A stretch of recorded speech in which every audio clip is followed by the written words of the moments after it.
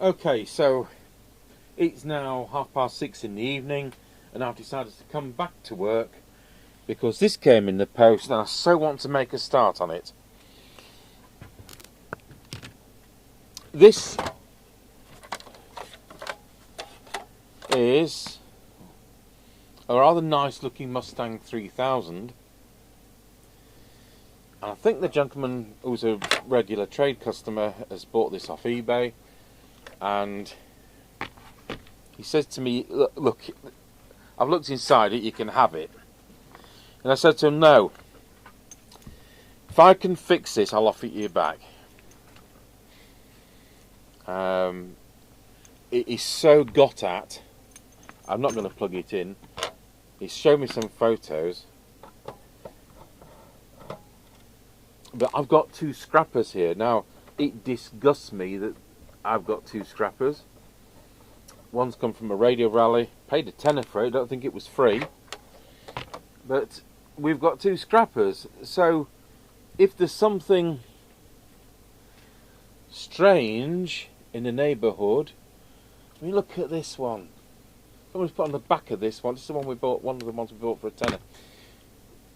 TX power. It's got a 100 ohm rheostat, yeah? And it's connected to where the meter preset goes. So when you turn that, the meter's going to move up and down. It's got to change the power, is it? But you know, that's got a meter in it, hasn't it? And he says the meter doesn't work in this. Now, it might be another reason why the meter doesn't work, but we've got a meter. So I think we've got a fighting chance of saving this Cybernet 002F set for another 40 years of use. For a £90 set, and as long as you know there's a Roger bleep on them that Roger bleeps all the time. Yeah, what's that about? What is that about?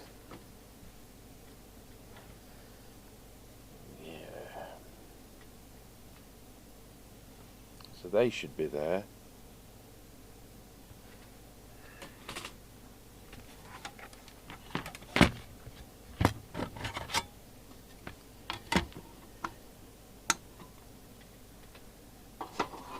This is like clockwork motor in there.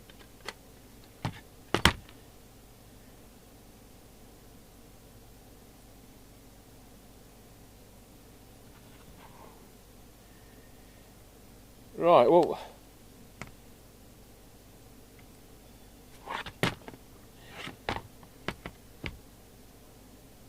this strange piece of clockwork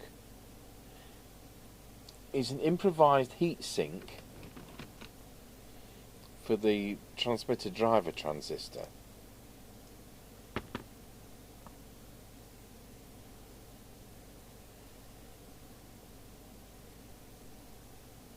It is a 2SC2086, and we'll test it. It's come out in transit, I'm not surprised. We've got a Pauli capacitor there as well. You know what, there was a time when these were 2SC2086, and I remember them being 86 pence, which was the same as the number. Well, it looks like it works, but it's just fallen out with the weight. We've got the ballast resistor there, so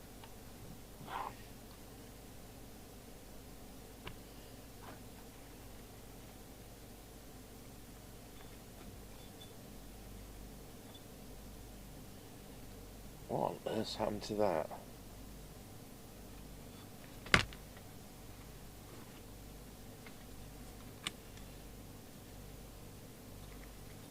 Well, it's in the right place, it's just had Mr. Soldering Iron on it.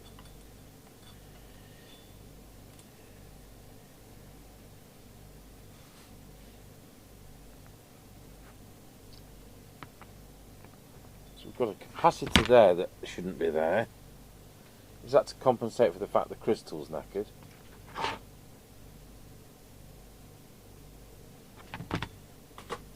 I'll put the soldering iron on, we'll disconnect one end of that.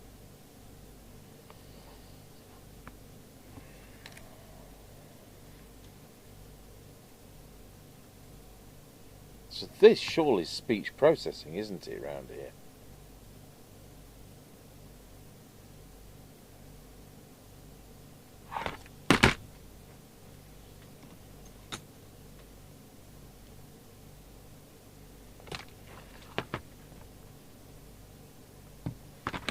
Right, the best thing to do is to get rid of these daft parts and see if we can see. This isn't, taking this out isn't going to stop the radio from actually working per se. It's going to stop it from transmitting audio, and then we can reinstate the correct parts. But I want to do this in kind of building blocks. So where's the solder gone? I know the real of it isn't here, but there's supposed to be a little smidging of solder.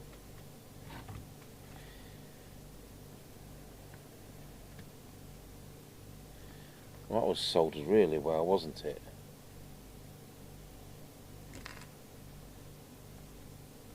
These licorice all sort capacitors are Mullard C280 series. Nothing wrong with those ever.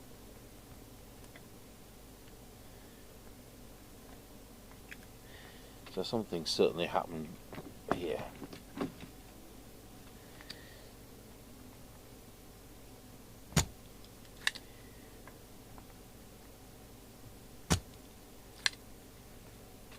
But at least having the scrappers, I can see what's supposed to be.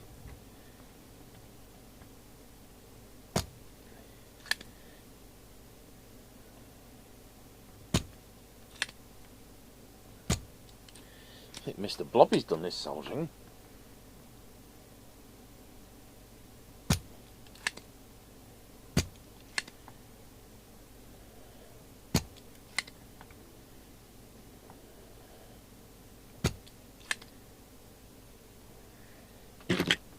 So what's happened there?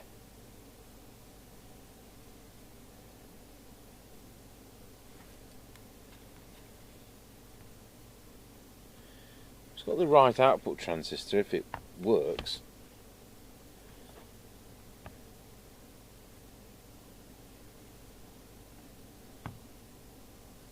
That does want tidying up if it does work, because that's been Mr. Blobbied as well. I'll have to go and find that solder. Ballast resistor's dry joint. It's a wicked dry joint.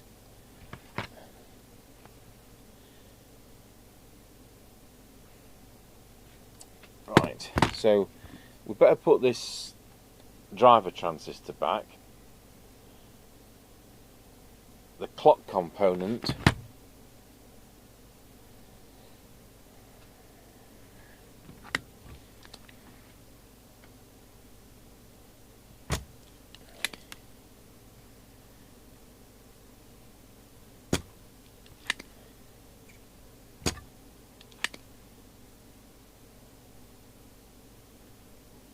You know, the prints come away there, so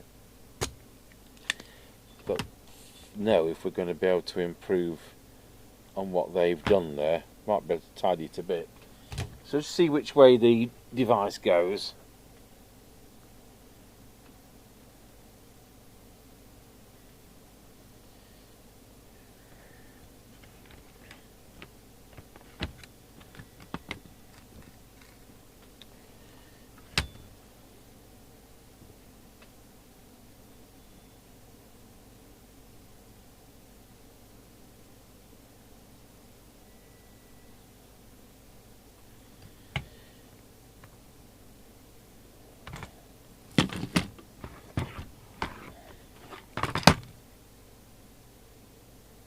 So I've got them the same way on. It's flat towards me.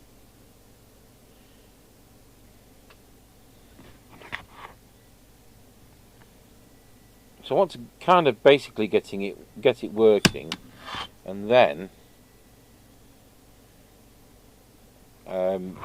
things like that capacitor can be sorted. I don't want to spend money on parts if it ends up not being repairable.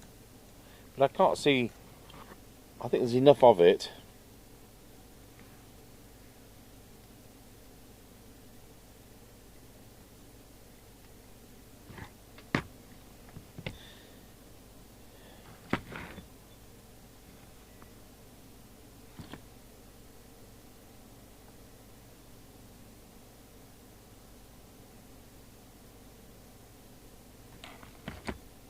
I'm going to get that solder.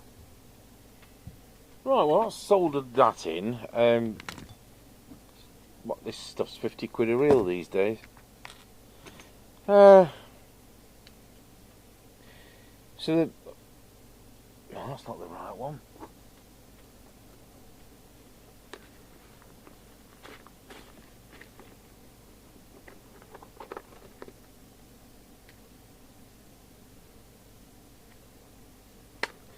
Got a 1 nanofarad capacitor missing.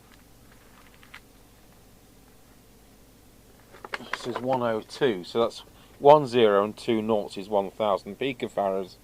So it's 1 nanofarad. So if we look where I've taken the junk out on this one, there is a space where there should be a capacitor just there, C27. So if I look on here, C27, without even getting the manual, that says 102 on it.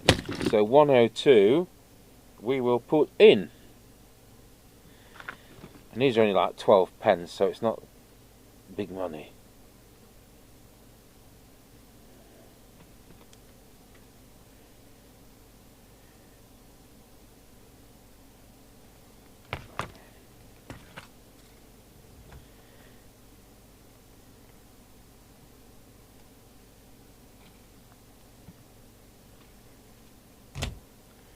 So we've obviously lost the track where it's being messed with. So we can compare with our scrapper.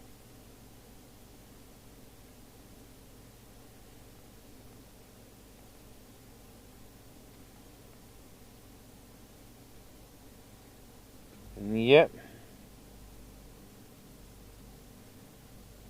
So that goes to there and it goes round to there. So what we'll do, we'll bend that over.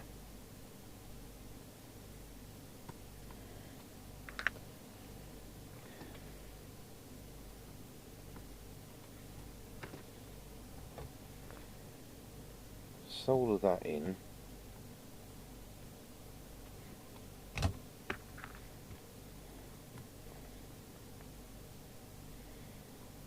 I'll have to put a little wire link in.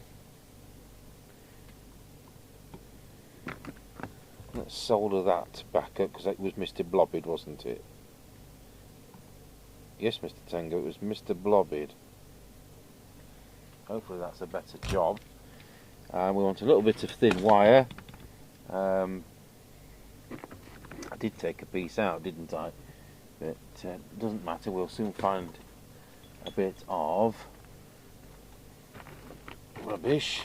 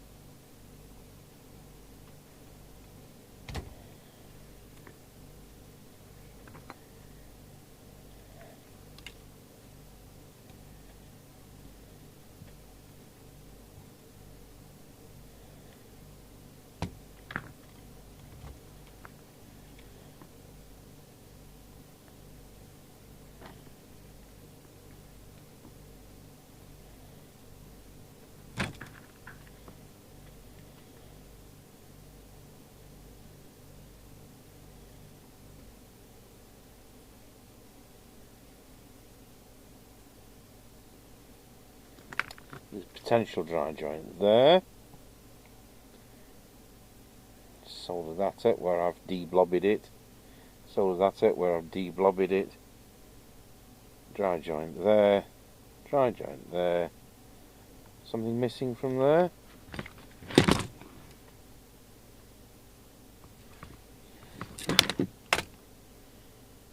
No. So just see if there's anything else I can see missing. That is in such a wrong position.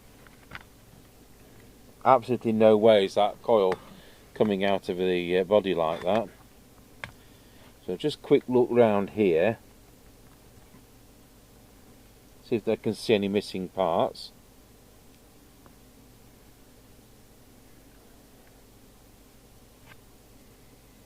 No, I can't see any missing parts. Right, well, we'll power it up. Now, he says he tried it, and he had receive. Oh, I want to get rid of this. I'll just take one leg off.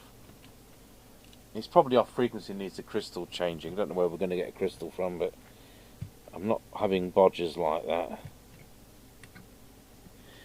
Because if the crystal's wrong, it can affect other things, like the IF. So I'll just take one end off for now.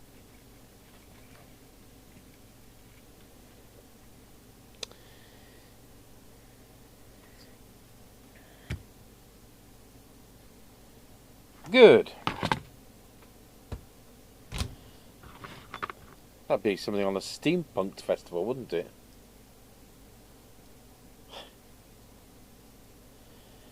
And if people want a TO92 case heatsink, they're already available, you know. You don't have to put a clock part on it. But the manufacturer doesn't think that you need to have a heatsink. Right, so we're going to borrow one of the Powleys which Mr. Chippy makes and we sell on eBay. These are not fake mouldings, these are the real thing. Imported from the United States.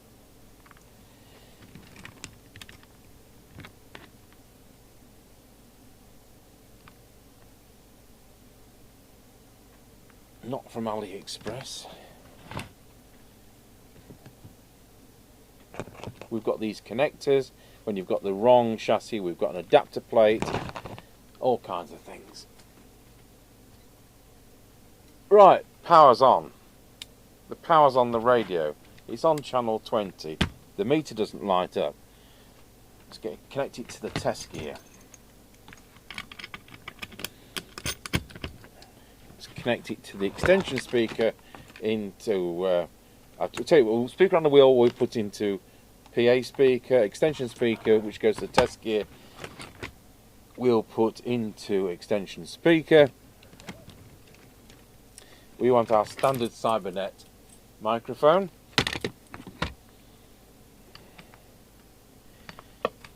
So considering I've redone all that, I know that capacitor's got to be changed, I think we've got a fighting chance of transmit. I'm going to switch picture in picture on. It's actually come on my monitor. Doesn't mean it's going to be on the screen because the earlier video wasn't.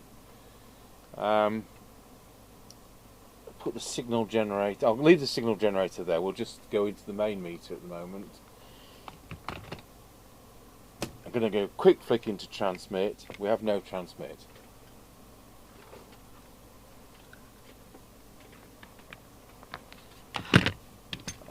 I've got the aerial plugged in instead of the test gear, so that's silly Billy mode. Right, we'll try plugging the test gear in. You can hear the signal generator. We're going to transmit. We've got no transmit.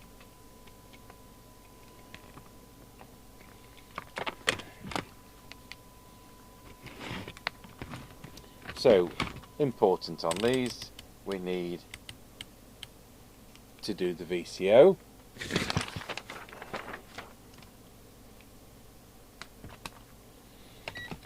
Especially when it's been, I think the phrase is farted about with. We start with receive.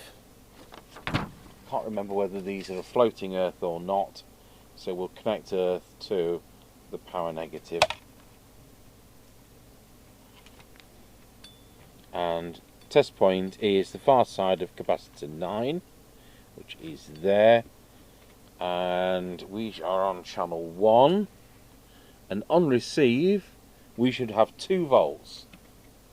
So at the moment we've got 1.06. I need to make a note of what we're doing here.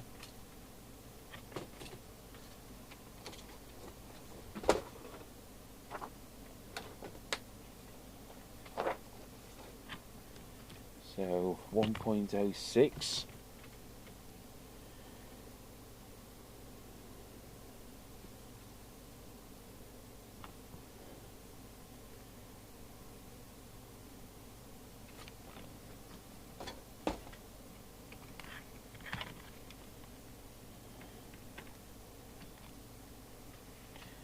and we need to adjust that for 2.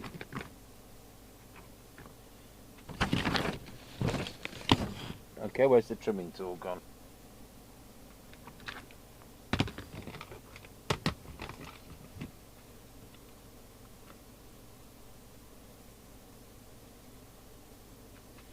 .99 will do me. So now we're going to go to transmit, and we should have 2 volts. So here goes, transmit. We've got 6, so it's out of lock. So it's this trimmer capacitor.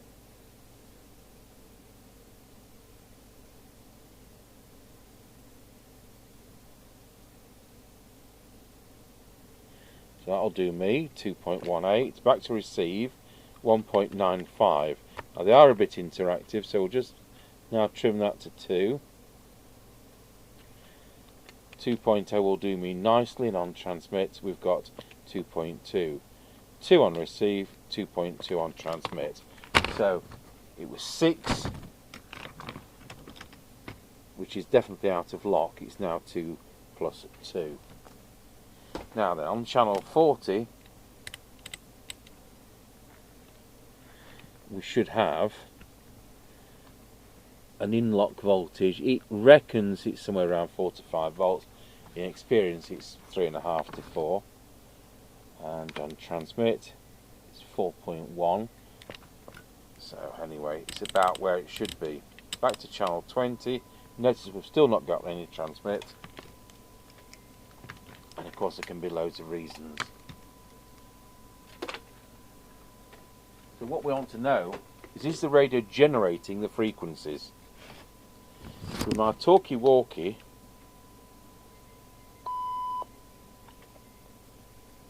just straight pointing into the radio, does it transmit? 1 2 1 2. It does. There's no audio, but that's probably because I've had to mess with the speech processing. And there's no Roger bleep either. That's interesting. But it's transmitting a few inches, and that's what this exercise is about at this moment. So we'll just check whether it's in high or low power. Current consumption is 330 milliamps. Still the same.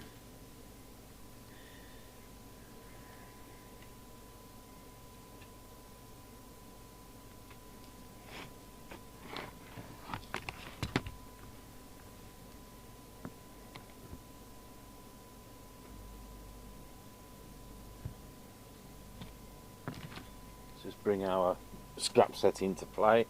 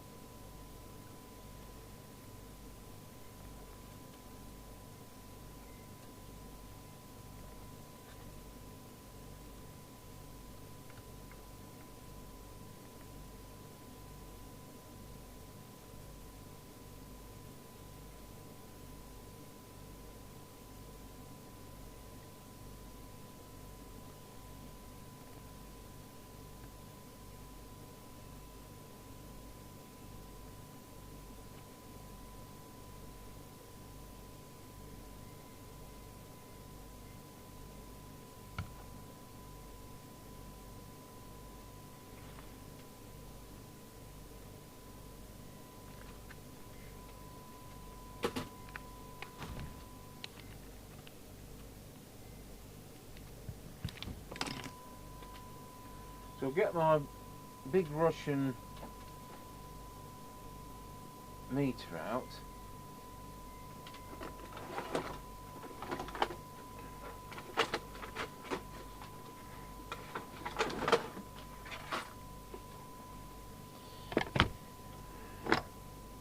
Let's see where we've got any RF.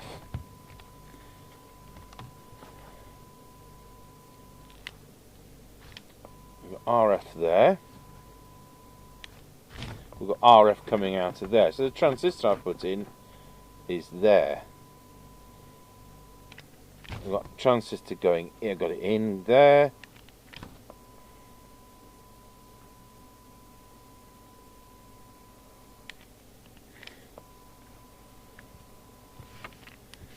you know what, it looks like we've got an open circuit output transistor, which is very expensive.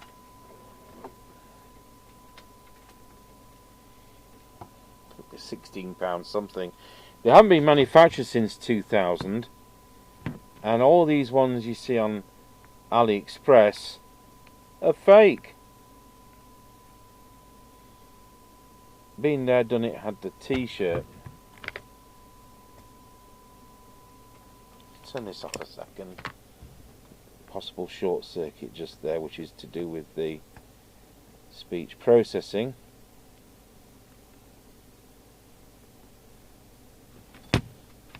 A dry joint there, which is to do with the speech processing.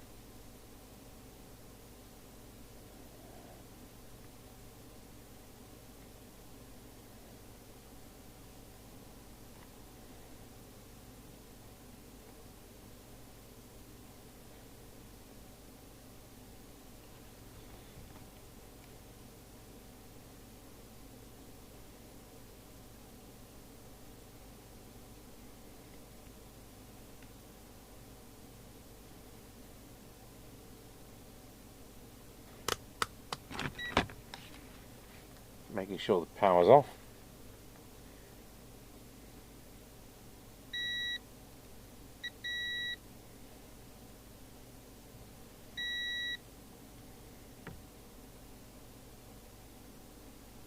No, we've not got continuity there. There's a broken piece of track. So we'll take away the big solder blob. I'll just make sure the power supply is off because some of this remains live with the power off. There we go, that's got rid of Mr. Blobby. And it is indeed hiding a broken piece of track.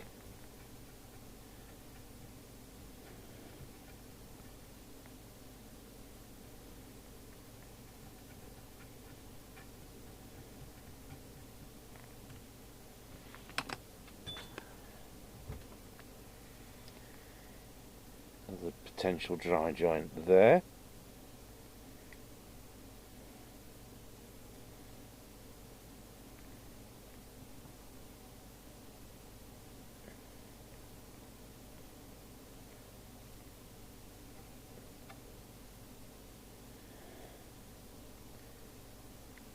So we need to solder a bit of wire.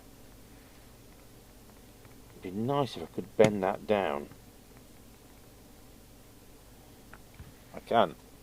There was enough to bend it down. We don't want any sharp edges on transmittery bits. That's a sharp edge.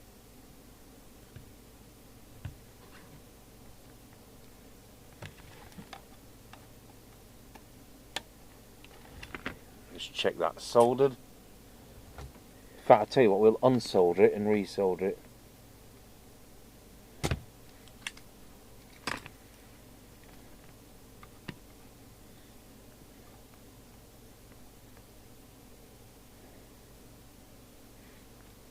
Right.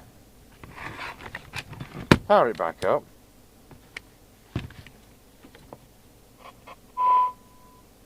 Go into transmit. We've got transmit.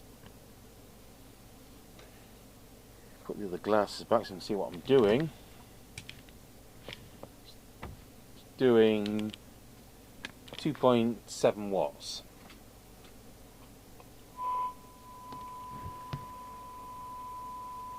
Isn't that fantastic? Yes, Mr. Tango. I'll just run through the tune-up. We might end up changing the ballast resistor.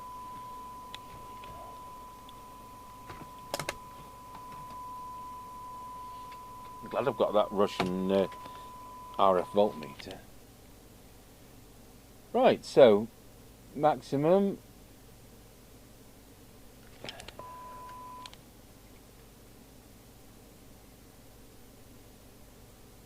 I wonder how many hours they spent turning this into a play toy.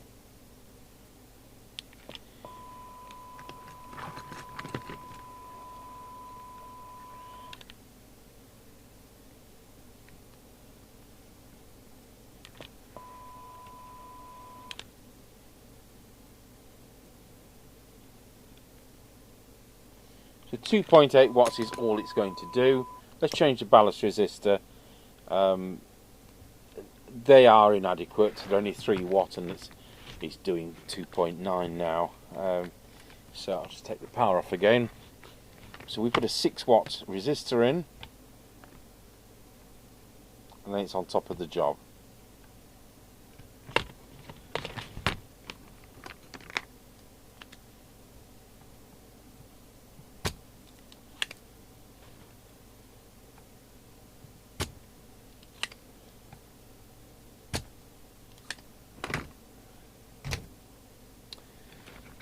Right.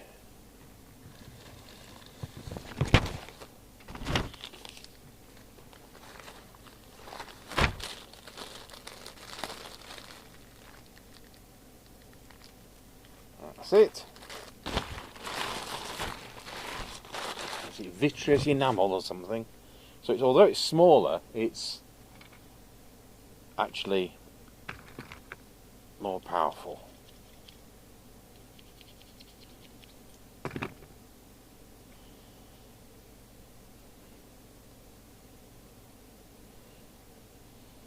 I don't think you get much change after £2 for one.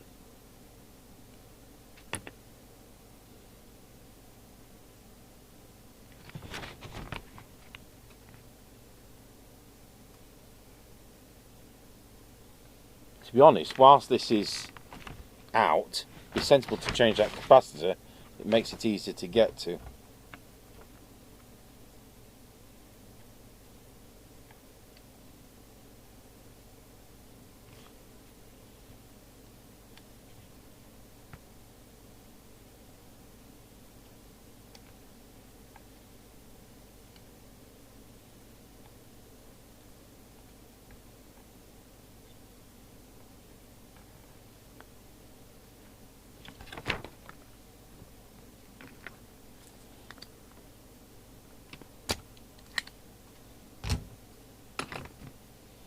So what is it? At one time in life it was 47 microfarads. I wonder if it still works.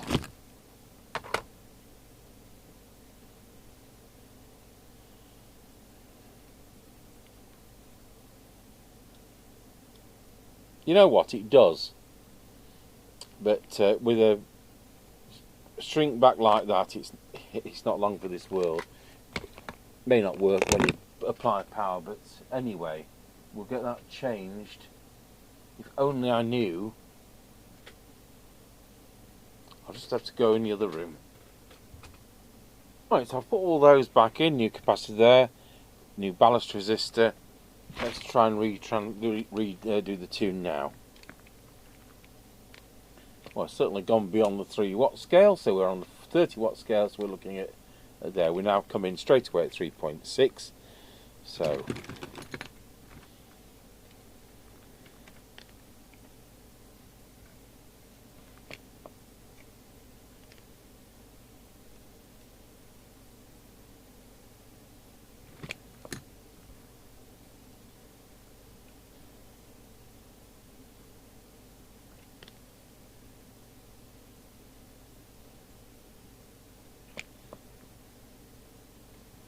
check on these other coils. Placements paramount.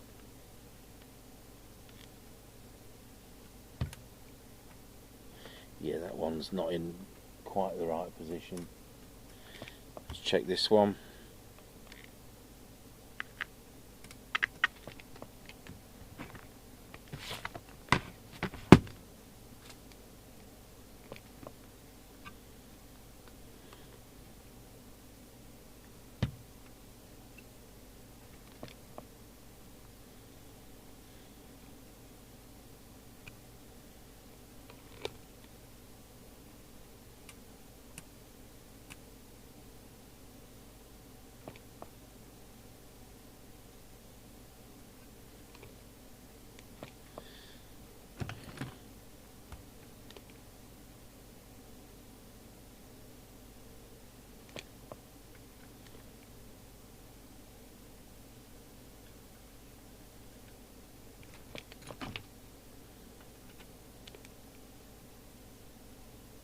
Well, it's hot, it's 3.6 watts.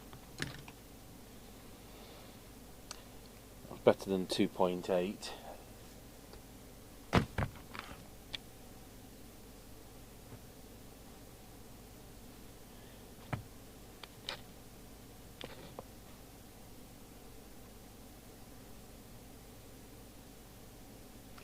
So our transmit current is 1.3,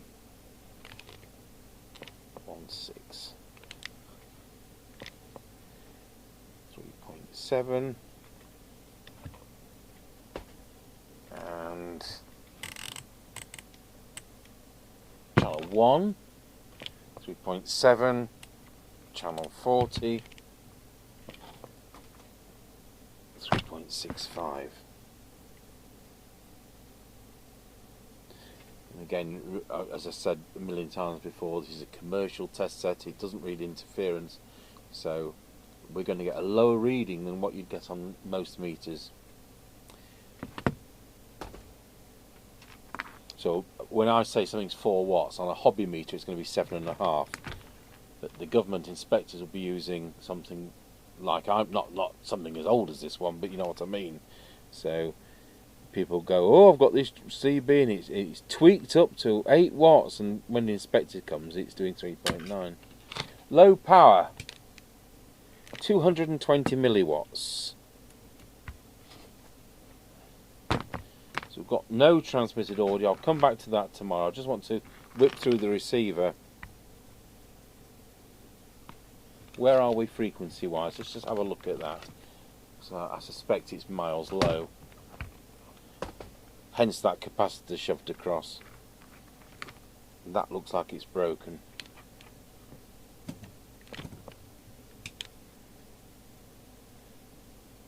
On channel 40.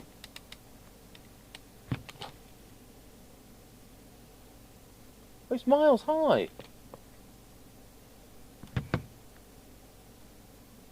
Right. I did that low power test on channel 40. It's exactly the same, 220. Right, it's miles high, but I bet this is broken.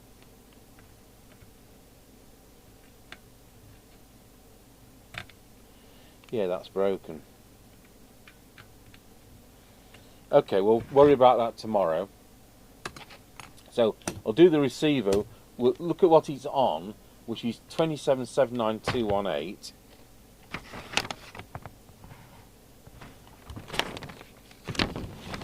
Gonna lost the pen again. Let's put that meter away. It's in the way.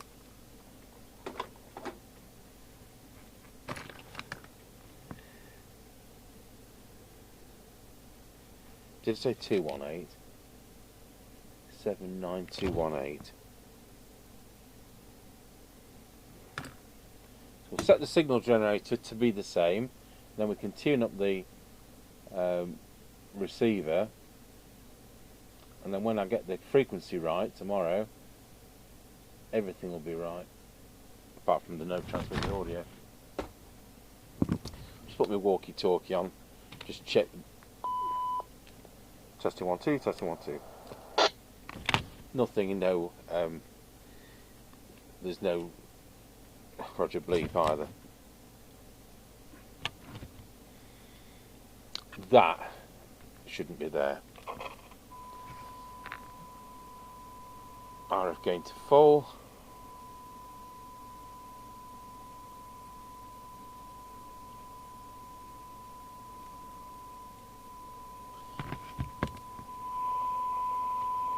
Right, let's have a look at the detector for a start with the oscilloscope. Put 100 microvolts on.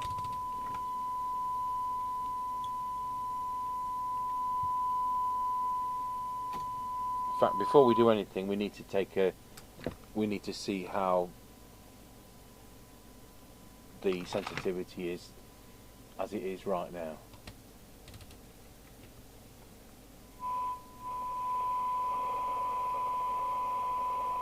(12 dB 0.9). Oh no.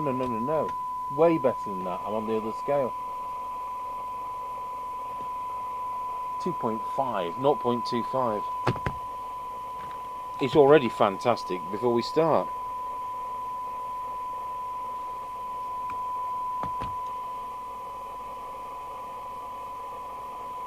0.2,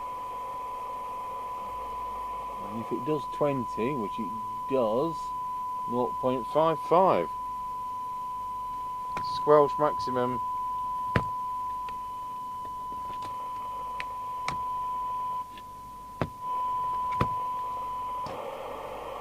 In fact, squelch isn't working.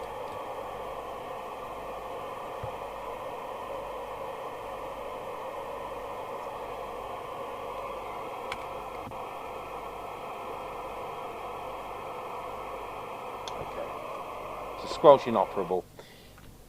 Something else to look at. It can be a fault inside the LA 1230 chip. This is the mute circuits, but these are built for hi-fi stereo tuners. You know, FM entertainment radios. And when you tune between the stations, it's kind of desirable that you've got a mute. They call it mute in hi-fi, but it's squelch. And so this Sanyo chip has the squelch built into it, and of course it can be an internal fault. Right, back to where we were, doing the sensitivity.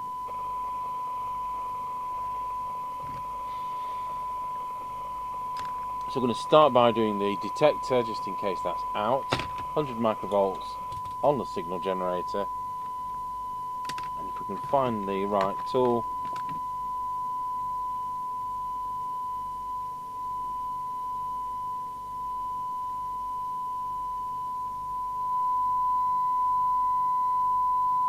Incredibly, that's actually correct. So go over to the cyanide meter, which the mice keep moving.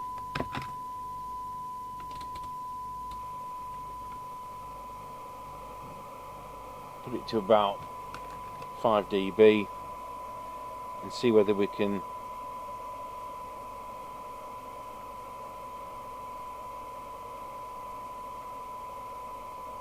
well,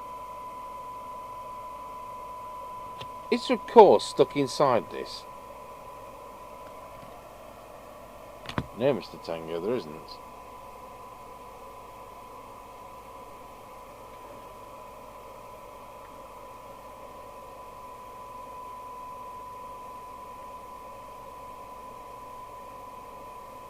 It's not in a false lock point, is it?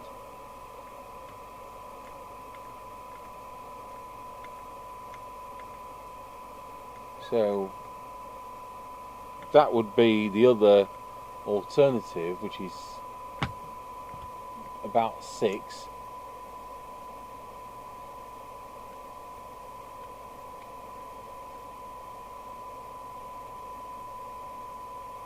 Yes, it should be at the bottom one.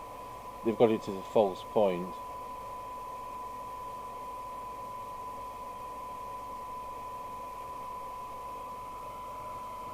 Just turn that signal down a bit now.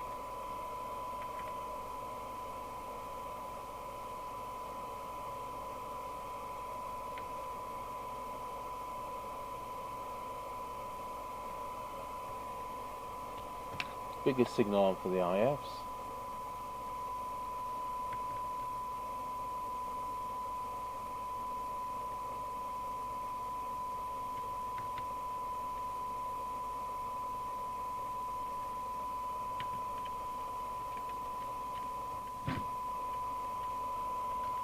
It's there somewhere.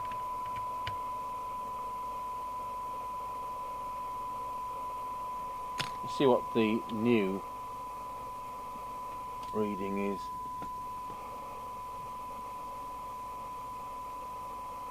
(12 dB, 0.23).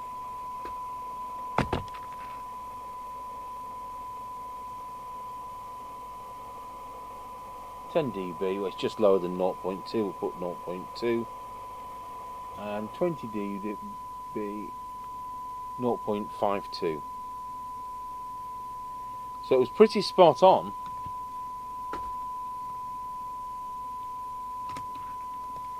I'll just check the squelch position.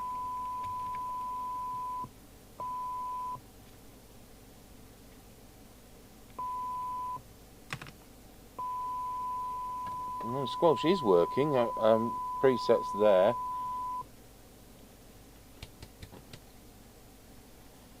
turn that so that it's on.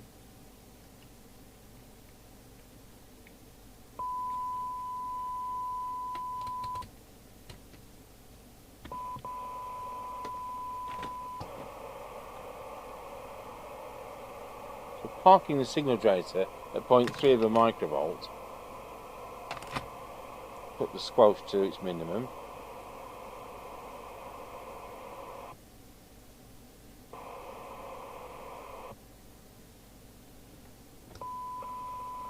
Comes in at 0.3.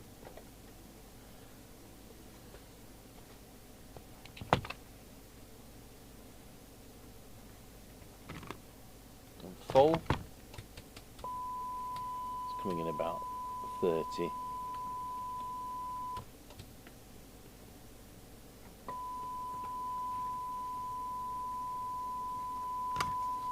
Okay. Oh well, it's adjusted. Good. Let's do the meter. S9 on the test set. Ah, we've got no meter operation, he said. Non-transmit. Have we got meter operation? We have.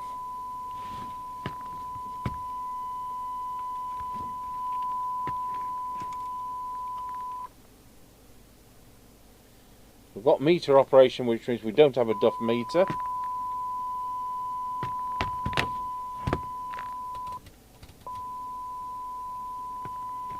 And let's do the meter for receive.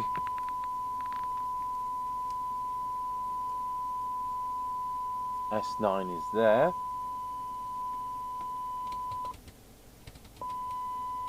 Oh well, we seem to have woken the meter up. Good. So basically we just need to find out where we've got to do the deviation. Out of interest, where is it?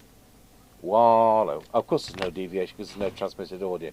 We'll come back to this tomorrow, but I thought we'll spend an hour on that and see whether it's results, because I'll be so pleased to be able to email him and say, well actually, we've just got transmitted audio to sort out. So, see you tomorrow.